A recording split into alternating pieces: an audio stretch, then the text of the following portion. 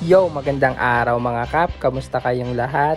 Sa video na to makakasama natin yung pinsan ko na si Yuri Lopez at tayo ay mag-home service sa Alitagtag, Batangas. Sa video na nga pala nito ay dalawa yung magiging kliyente natin at para sa unang client, ang gawa natin ay top head dreadlocks. So sa first client, ang client nga pala natin ay si Sir Richard. Ito nga pala yung pangalawang beses ko pumunta dito sa Alitagtag, Batangas at yung unang punta ko dito ay sila rin yung naging client ko.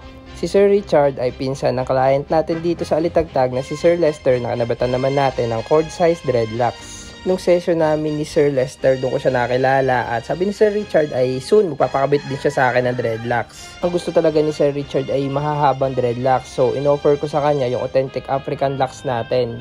Yung African locks kasi natin may haba na 15 to 20 inches. At nung mga panahon na yan ay available pa talaga sa akin yung extensions na yon.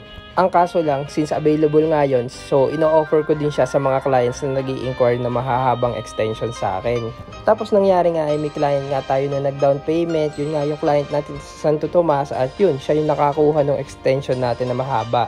Kaya yun, sorry na lang kay Sir Richard kasi hindi siya yung nakakuha. Pero good thing naman, natuloy pa rin yung session namin kahit hindi yung pinangako kong mahabang extensions yung ikakabit sa kanya.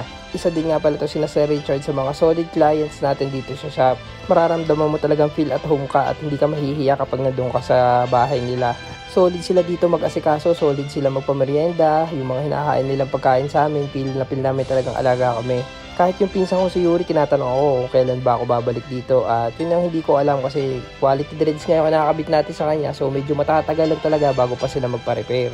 So dito, ito na yung resulta ng gawa natin kay Sir Richard. Kita-kita nyo naman kung gaano kalinis at gaano kapulido yung gawa natin sa kanya. Bali, basic top head nga lang to with blunt tips.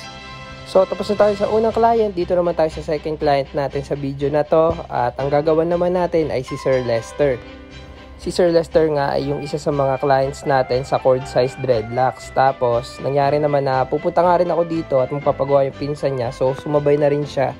So hindi to repair session dahil okay pa naman yung dreadlocks ni Sir. Bali ang gagawin lang natin ay additional colored tips at ang napili niya ay color white. At bukod sa additional colored tips ay nagtrim na rin kami na dreadlock ni Sir dahil since matagal na tong dreads ni Sir ay humaba na yung buhok niya. Tapos gusto niya man niyang ma-maintain yung ganong haba lang kaya binawasan na rin namin yung haba.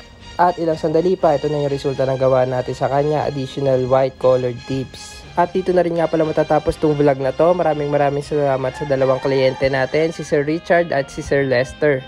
So sa lahat ng mga interested clients dyan within Batangas, open po ako for home service kahit saan. Ang shop ko po ay located sa Lipa City. Gumagawa po ako ng any kinds of dreadlocks, afro curl perm, braids and cornrows. Meron po tayong Facebook, YouTube and TikTok, The Dreadlocks Factory.